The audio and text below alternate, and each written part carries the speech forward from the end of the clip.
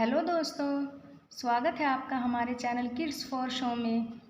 जैसा कि आपने पिछले एपिसोड में देखा कि सोनिया और सुनील की बातें गीता भाभी सुन लेती हैं।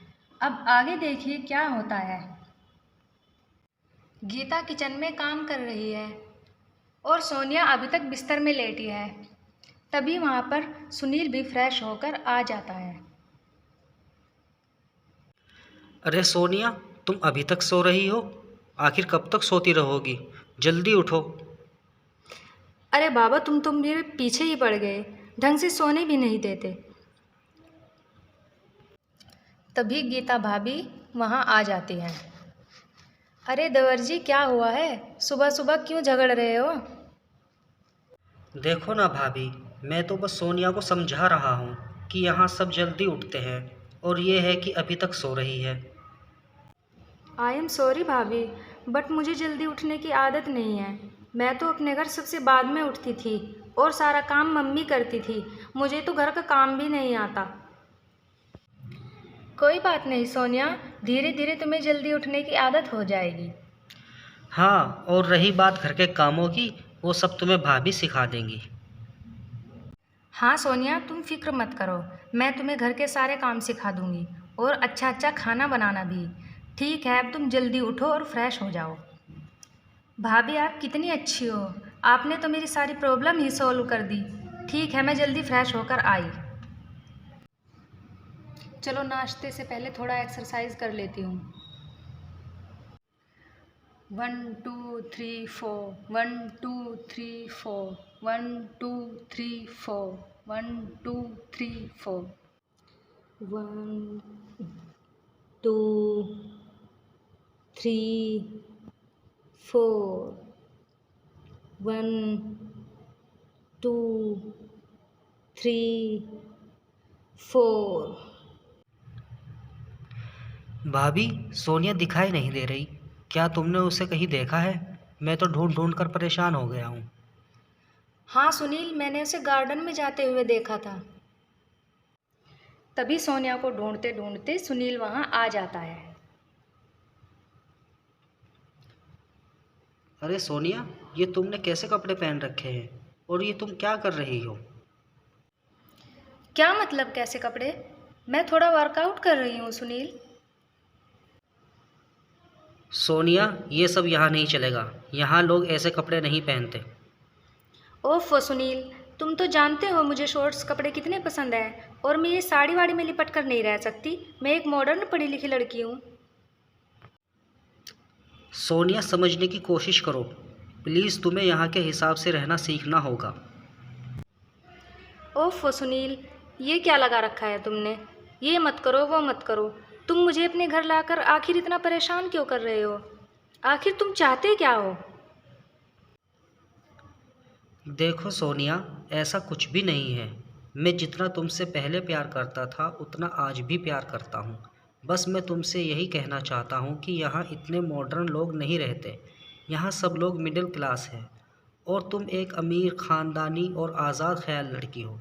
बस सिर्फ एक रिक्वेस्ट है आपसे कि प्लीज़ गीता भाभी की तरह बनो, ठीक है?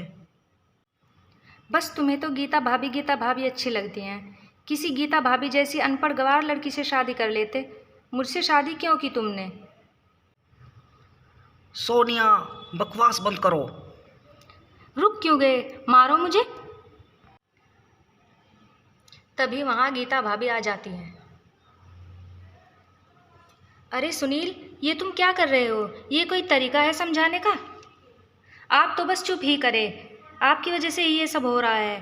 तुम एक अनपढ़ गंवार लड़की हो। Excuse me, mind your language.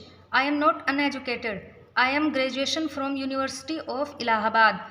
I am forget not my culture because I am Indian woman. देखो सोनिया, इंसान का लिबास उसके पढ़े लिखे होने का सबूत नहीं होता।